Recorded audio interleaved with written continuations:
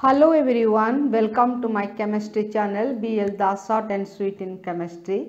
I also want to welcome the students, the class 9 for the topic the structure of the atom. Now here in part 7 I will explain Bohr's model of atom. Before that I have already explained Thomson model of atom, Rutherford's model of atom. Now it is Bohr's atomic model and its limitation. Now here Bohr's atomic model, here first we will see what Rutherford said. Rutherford said that electrons revolve around the nucleus as like solar system, and these are called orbits. But when Maxwell scientist came, that physics scientist who told that if any charge particles moves around the other attract particle, opposite attraction particles, then what happens, it will lose energy, and lastly it would come to the nucleus and it would collapse. The atom could collapse, but it is not happening. Now the atom is existing. If atom is existing, then automatically Rutherford's model failed. And now the scientist Bohr, he said that electrons revolve around the nucleus according in their circular path, and that is called orbit, and that is also called cells in an atom. Now up to here the Rutherford's model same, but after that what happened? Each orbit or shell is having definite energy.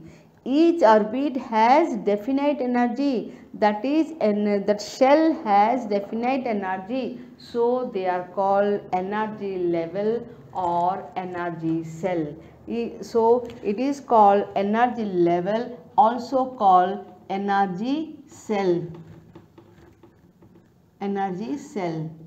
That means if you can say these orbits are simply circular path, that is not sufficient. Circular path orbit is correct, but after that also it has definite energy. Each orbit has definite energy. That means each cell has definite energy. That is why they are called energy level or energy cell. Now these energy cells are designated as KLMN, KLMN, or you can say K starting from 1, 2, 3 like this. Then what is 1, 2, 3 and what is this KLMN? KLMN, they are called energy cell, energy level, and here if orbit is n, if you count each orbit is n, then if n equal to 1, what is mean n equal to 1? N equal to 1 mean K cell, n equal to 2 mean L cell. Now see in this diagram, this is the nucleus. If this is the nucleus and this is the K cell, that means nearest to the nucleus the cell is known as K cell, and then L cell, then M cell, N cell like this. That means here the nucleus what is present, that is in the middle and it is plus charge, and here the nearest to the nucleus what is the energy level, that is equal to K. So if n equal to 1, K cell, that is nearest to the nucleus. If n equal to L cell, and then after that KL, similarly KLMN like this. So you can say if orbit is n, first orbit n equal to 1 K cell, n equal to 2 L cell like this. The energy of this cell, here the energy, this level, K cell level, L cell level, all level energy are different, all cell having different energy. Then what is the meaning? The energy of the cell closest to the nucleus. What is the closest to the nucleus? What is here closest to nucleus? K has the lowest energy, and the energy of the cell farthest the nucleus. Suppose here it is there, after that L, and now here the energy increases from K to L then M. Whenever you will go to up and up, that means K to L, L to M, M to N, that means energy increases. So here it said the energy of the cell farthest to the nucleus that having highest energy. So L energy L level, that L cell has energy higher than K, M cell energy higher than L, similarly N cell energy higher than M. So here you can see what are the main important points. Each orbit is there, but having definite amount of energy. That is why they are called also energy cell or energy level. Energy cell designated as KLMN, and if n equal to 1 K, L, n equal to 2 L, like this. Now energy which is nearest to the nucleus, that is K cell, that having the lowest energy, when you go to up and up K, L, M, N, like this, then energy gradually increases. And so after this point again we will see other points of Bohr's atomic model and also its limitation.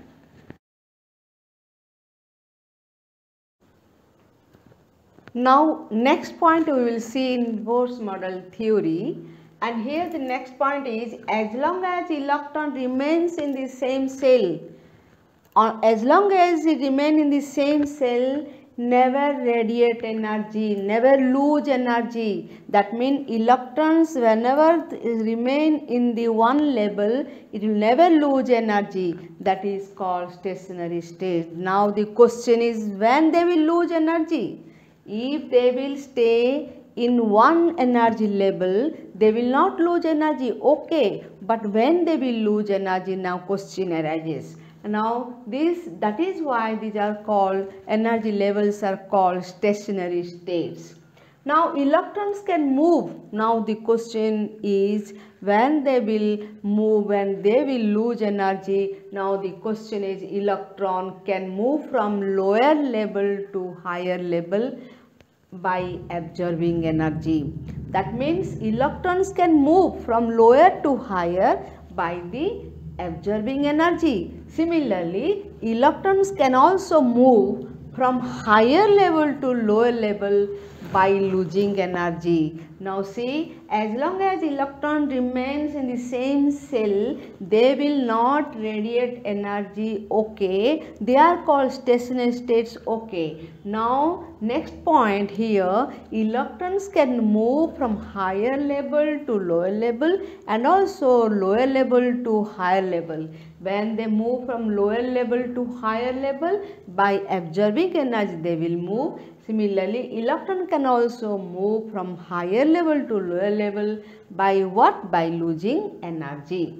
Now see the diagram. If E1 is the lower level and E2 is the higher level, then what happen? If lower level to, it will go to higher level, jump from lower level to higher level, then what happen? E2 minus E1 energy should be absorbed. After absorbing energy, the electron jumps from lower level E1 to E2. Similarly, see the next diagram. If it is lower level and it is higher level, and from higher level to lower level, if the electron jumps, then what happens? E2 minus E1 energy should be radiated. That means by losing energy E2 minus E1, then only the electron jumps from higher level E2 to E1. So electrons can move from lower to higher and higher to lower. Suppose this is the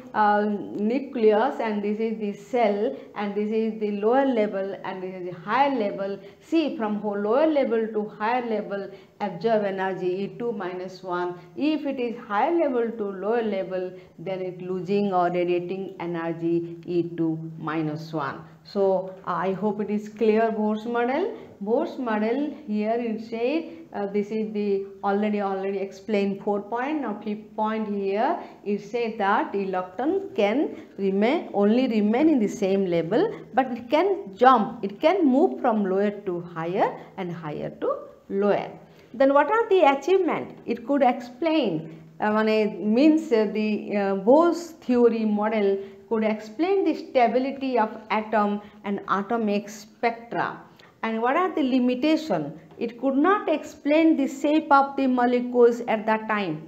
Here, Bohr's theory could not explain the shape of the molecules which are formed by the combination of atomic orbitals, and also the path of the electron. Electron moves, but where it is present, exact position, theory could not explain. Only probable nature. It may be, the position may be, but not exactly. So I hope here the Bohr's theory model of atom clear, and also what are the achievements and limitations should be clear. And I hope you will subscribe my channel BL Das Short and Sweet in Chemistry. Also you will share and like my channel. Thanking you.